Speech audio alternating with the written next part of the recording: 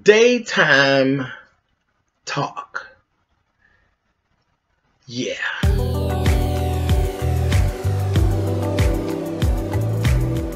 And I'm like, come on through, Cookie. I want to put my soapbox. That's basically it. Let's talk about drag and all its forms.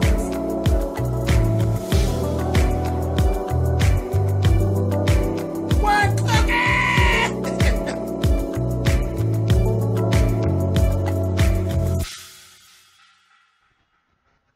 Hey guys, thanks so much for clicking on this video. This is just a small review. I want to talk about a new daytime talk show, which is Sister Circle. It actually airs at 9 a.m. I'm actually in Pittsburgh, Pennsylvania, so it's 9 a.m. Daily. It airs, and it is actually on. And it's a panel television show, very reminiscent of The View. Very much so reminiscent of The View. Only difference, it is all African Americans. It's the Sister Circle, basically. It's actually starring Rashawn Ali, Kiana Dancy, Quad Webb-Lunceford, and Selena Johnson. Now, I have to say, I actually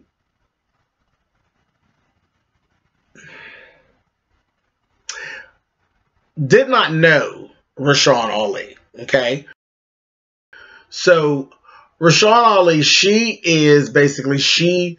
had a basic rise to fame with, she's a radio personality, is what I actually got, that she was a radio personality. Very, very well spoken. So she is basically, it seems, that left seat. The left seat, like she basically runs she kind of leads the show, kind of, for the most part. She doesn't really sit in the left seat, but that's basically the part she plays.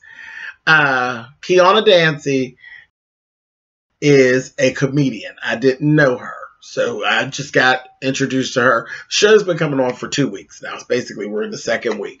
And I kind of wanted to give it a couple days before I actually started to say anything. Quad Webb-Lunceford, of course you all know that I know and love Quad from Married to Medicine. She is literally the breakout star from Married to Medicine. And you all know that I live for Quad the same way I live for the character Cookie on Empire. And Cookie's not a real person. Quad is very much so real, and I love her down. So she is, and I have to tell you, she is probably really the draw card that make me really watch the show is about Quad. Because I follow her and I follow what she does. So I definitely was going to watch the show to see what was going on because my girl's on there. Now, the extra added bonus is Selena Johnson, who I have loved from the beginnings of her opening her mouth and singing something. And I seen her singing way, way back. I've been following Selena Johnson. You talking about a vocal talent? And that's something that she's a singer, a soul singer that can actually sing a lot of other things. She's trained. She's vocally trained. She's not just some chick that just happens to be able to carry a note. She is a singer, sings down. And they would do themselves a favor to beg her to sing a little something here and there. And I was laughing because it's probably a good thing that they don't really focus on her music so much, and you get to see a different side of Selena, which if you watch R&B Divas, she was part of R&B Divas. She was part of that franchise. She was on that show, and you got to see a little bit about her, that she is smart. She is She's a mother and all these different things, and a business owner. She owns businesses. She does a whole lot of things other than sing. So you're going to get to see more of that with her being on Sister Circle. And you get to see she's very serious. Very serious. She has a definite opinion and standpoint on things. Yeah, it's refreshing, and to see like when her politics and things comes into play, you didn't get to see that stuff with Selena. You wouldn't catch that on BET, with a video or wherever her video was being played.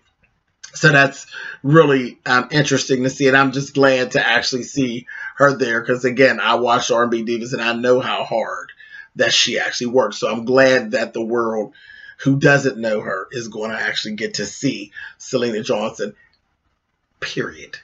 She deserves it. Same thing. Quad works very hard. She deserves a chance to actually be seen as something different than the reality star with the quick wit and the fast mouth. And, she does a lot of other things. She owns businesses. She is a spokesperson for certain brands. She cooks. She cooks, really cooks, like she really cooks. So she's really building on that. And I think this show is going to bring more of that out. Kiana. Like I said, I don't know her. But I'm trying to give her a chance. For me, she doesn't fit. She doesn't fit, and I'm just kind of watching because there's always generally in those panels, like you got Whoopi Goldberg is a comedian, but Whoopi Goldberg has actually ended up being basically on The View now. Whoopi's the left seat, because there is a very serious, knowledgeable, very relatable side to Whoopi other than her comedy. See, and that's where I have my problem with Kiana. She's just not, I don't know what it is. Because there's nothing bad that she does. She just doesn't fit in for me. Her energy level definitely fits in with the rest of the ladies. Her energy level fits in. But something about Kiana just doesn't fit for me. She just doesn't. It's like a character not realized yet. Like, I don't know if she's completely comfortable with what character she plays yet. Maybe that's it. I don't know. You guys, if you've watched, you tell me in the comments what you all think. And I definitely want you all to watch. If you're not watching, I want you to watch. Take a look at it. Give them a chance. Rashawn Ali, like I said, she was a radio personality. She's done a lot of work to get to where she is. And right away, you kind of just going in and not knowing her, I formed a respect for her right away. Like, just watching a few days, I kind of understand why she's playing that left seat part. And not just because she came from the radio and she's used to interviewing people and things like that. There's something about her. There's that thing that she has that I would have picked her for the left seat. But again, so let's talk about the show. Oh, one last person. How can I forget? Funky Dineva. Quentin Latham. Quentin. And Funky Dineva, by all means, I have a ton of respect for, because, again, he comes from where I came from, YouTube. He's a YouTube phenom, and he is branching off, and he's a character. I was watching Funky Dineva before I started my channel. He's one of the people that I watched, and I said, you know what, I could do that. And so I have a lot of respect for him. He's funny as hell. He is funny when he's being funky. He's funny. So this is a good thing. We get to see a different side of Funky. We get to see a different side of him, because Quentin and Funky Dineva are two completely different people. Two completely different people. Funky Dineva is a messy bitch. That's who she is. That's her character. And she's funny. She says some of the worst things, but she does it in such a way that you don't hate her. You know what I mean? And there's definite skill and a talent to that. And there's been times when it's gotten him in trouble and everything like that. But it's just so good to see. You can do that and you can play this game. And I've said that even about myself. I get on with YouTube and I do and I say as I want on YouTube because I can do that on YouTube. But if given the chance or the need, I could do the news. You know what I mean? He's very much the same way. He's very smart. He's very well-rounded. He knows how to express himself. He knows how to talk. He knows when to and he knows how to. So that's what I'll say. Quentin could actually give you the news forecast where Funky, maybe not so much, you know. So I love that about him, that duality about him. And it's so funny because I've just seen so much of myself in him. You know, it is what it is. So, again, I'm a big fan as well. So, the show itself, is it the best? No. No. And that's not a negative thing. That is a thing of, that's why it's been a couple weeks before I jumped in. I didn't watch one episode and then jump in and say what I had to say. The View wasn't perfect in the beginning either. Okay? This is the beginning stages. This is them actually getting their feet wet, figuring out what they're doing, working with those timing constraints and that kind of thing. They have to work the bugs and the kinks out. Do I see potential? Absolutely. I see potential and I'm still watching, okay? Because we're going the second week. I'm watching every day. I'm watching. I don't even watch The View every day, but I watch Sister Circle every day.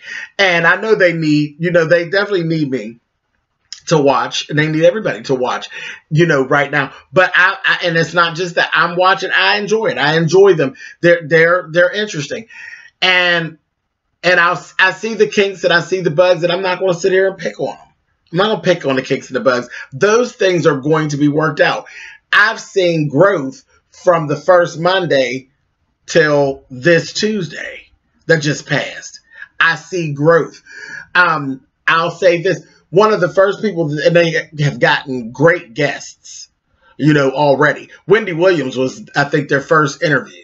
They got Wendy Williams. Well, anybody that actually watched that show, other than being so excited, they were so excited being on the air and the way things were going, because I thought it was so smart how in the first week they literally went through each of the cast mates and they kind of gave you an introduction personally of each of them. That was really, really smart.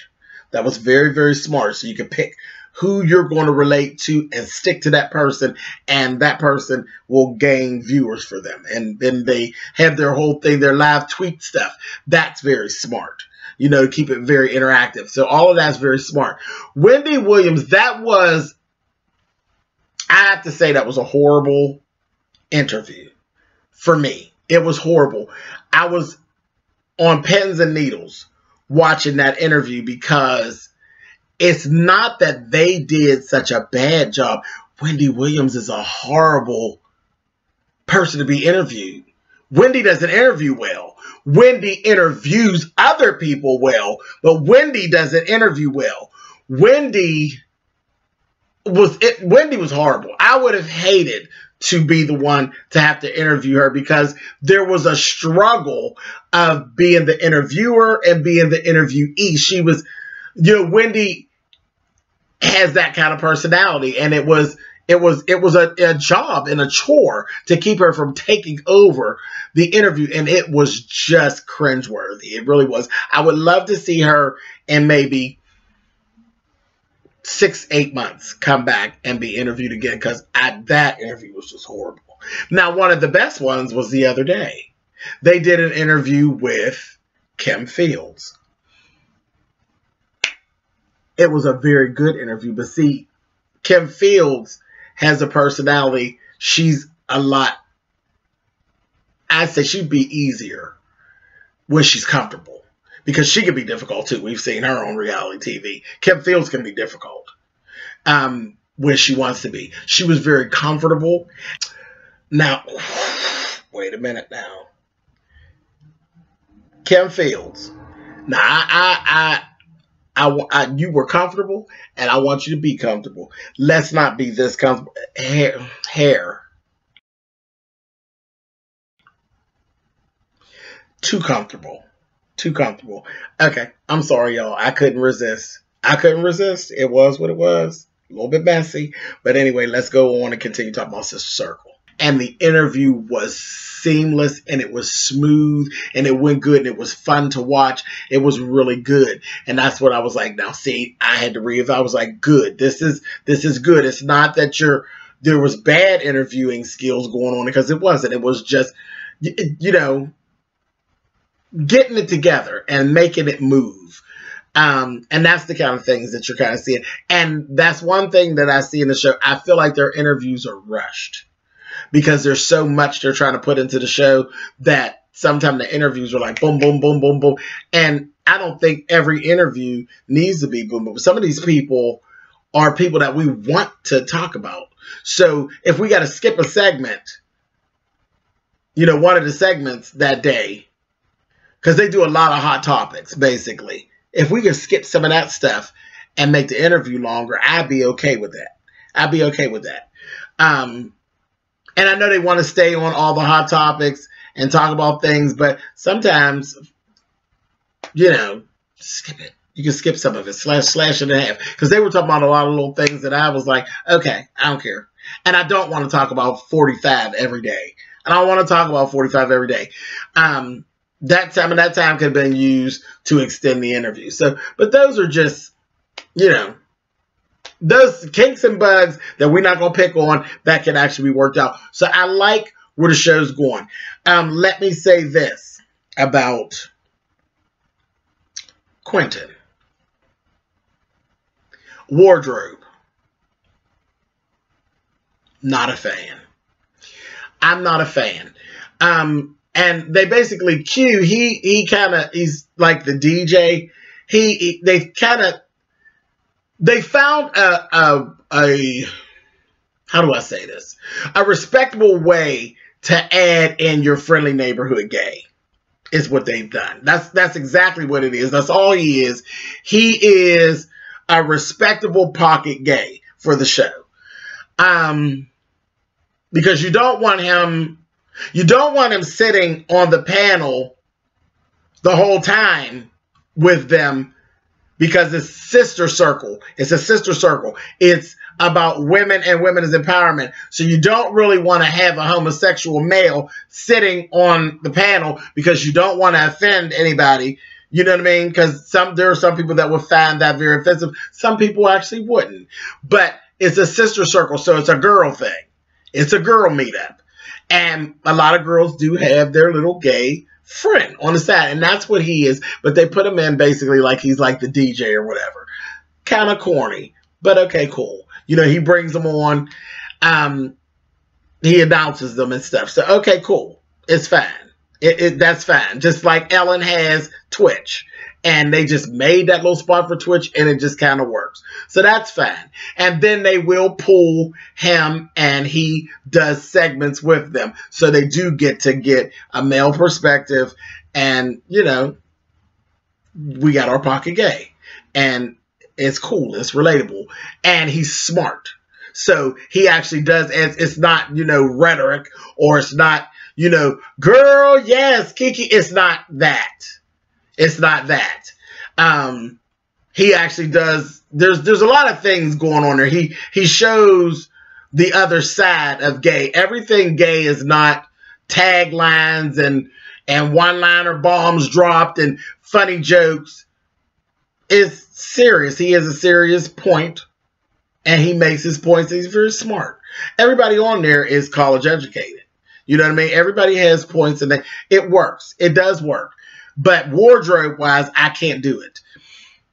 Even though you're playing the DJ, I'm not feeling that wardrobe. I'm not. And I know that Funky has enough connections down there in Atlanta to actually get another stylist on board. I don't know what that look is that he's doing. It's not that he looks raggedy or anything, but he looks too dressed down. When I tell you these ladies are dressed, and you can see each of their individual style, and they are dressed well. By far, we don't even have to worry about Quad. Quad rags daily, baby. She rags. But his style is like, I would see more of a jeans and a blazer and a nice shirt. I could see that. But these little hats and some of these little vests, it's just not. And he has a really tiny little frame and different things, so he can wear anything. You know what I mean? He can wear anything. It's just too scaled down for me. It's not scaled up.